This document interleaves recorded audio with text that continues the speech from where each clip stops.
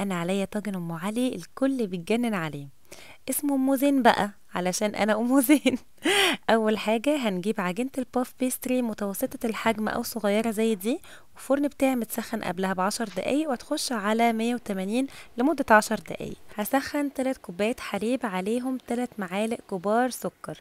السكر ده يرجع لكم اقل اكتر زي ما تحبوا. هندوب السكر كويس قوي كده في الحليب ويسخن معايا كويس، وبس كده خليهم على جنب. جبت شوية بندق كده هطحنهم، ساعات بعملها كمان بالفستق، ساعات بندق وفستق الاتنين مع بعض زي ما تحبوا، اللي موجود عندي بستخدمه. بصوا عجينة الباف بيستري اتنفخت كده، دي الصغيرة اخدت 10 دقايق بالظبط. لو الاكبر شوية اللي هي المتوسطة بتاخد تقريبا ربع ساعة. جبت 2 طواجن وهحطها كده زي ما هي. الصغيرة مش مستاهلة ان هي تتقطع، لو المتوسطة بقطعها بايدي. وساعات كمان بعملها بالكرواسون، كرواسون جاهز واحطه بدل الباف بيستري. واحط عليها شويه جوز هند، لو مش بتحبوا جوز الهند ما تحطوش، بتحبوا حطوا، انا بحبه بصراحه. ده التاتش بقى بتاعي بتاع ام زين. ام علي ما بتتعملش بالتمر، بس انا بعملها بالتمر والكل بيتجنن عليها، بيبقى طعمه ستيكي كده وطعمه يجنن، ملدن كده خطير. هسقيها بقى بالحليب اللي دوبنا فيه السكر. هزود شويه علشان احنا عايزين فيها شويه حليب بتبقى حلوه كمان. الباف بيستري او الكراسون بيتشرب على طول منها. وبعد كده هجيب علبة القشطة المعلبة دي هحطها على وشها وافردها كويس قوي عليها. بتدي طعم يجنن، بتبقى غنية جدا كده وطعمها كريمي كمان. تقدروا تحطوا مع الحليب والسكر تحطوا كمان كريمة اللي هي كريمة الحلو. هنحط شوية البندق بقى كده وعلى الفرن. هتقعد تقريبا لمدة ربع ساعة، ونفتح في الاخر الشواية تاخد لون. يا سلام عليكي يا ام زين، تسلم ايدك. جربوها هتتجننوا عليها، تتعاكس من حلاوتها. اول حاجة نحط 20 حبة تمر، انا استخدمت سكري، ومعلقة ونص كبار قشطة معلبة، وست 7 وحدات من بسكويت القمح او اي بسكويت انتوا بتحبوه. ونضربهم كويس قوي لحد لما يلم معايا ويبقى زي العجينة. عايزاه يبقى متوسط مش ناعم قوي. بصوا بالشكل ده لم زي العجينة كده. هاخد بقى اعمل كور صغننة، ممكن تعملوها اكبر متوسطة زي ما تحبوا. انا بحبها قد القطمة عشان مع القهوة العربي بتبقى لطيفة قوي. هجيب ورق البليسيه ده واحطها بقى في كاكاو. ممكن تحطوها في اللي انتوا عايزينه، انا حطيت في كاكاو وحطيت كمان في جوز هند وحطيت كمان في سمسم. ممكن تطحنوا اي نوع مكسرات انتوا بتحبوه.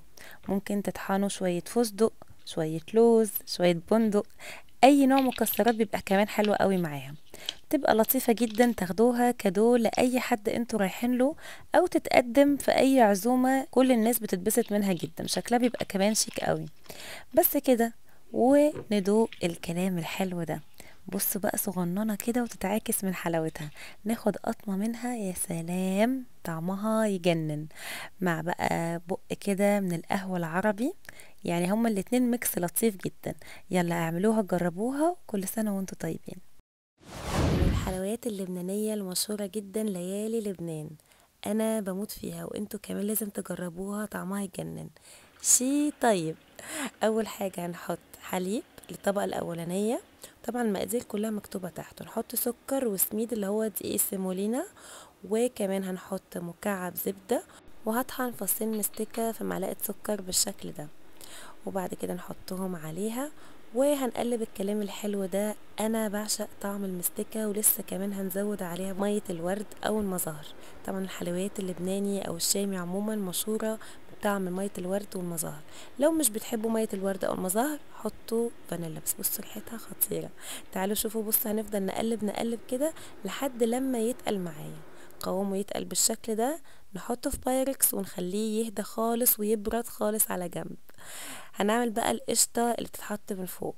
هنحط قشطة معلبة عليها حليب وكريم شانتيه، وكمان هنحط مية ورد او مزهر او فانيلا اللي انت تحبوه، انا بحط مزهر.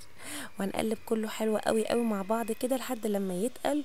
ونحط الطبقة التانية فوق على الوش كده ونفردها. يا سلام طعمها يجنن. هنسيبها بقى تبرد خالص في التلاجة، احسن تعملوها من بالليل وتاكلوها تاني يوم. ونزينها بقى بالفستق، كتروا الفستق تبقى حلوة قوي. لو مش عايزين تحطوا فستق ما تحطوش عادي جدا، برضه هتبقى طعمها حلوة قوي. كل الاحوال طعمها يجنن. عشان نعكسها بقى وندلعها بشوية ورد جوري كده، العين بتاكل الأول، فلازم ندلع الحاجة كده ونخليها قمرز. بص هنحط شوية ورد كده، حركات يعني دلع. أنا بحب قوي الحاجات الحلوة نزينها بطريقة سيمبل وبسيطة باللي عندنا.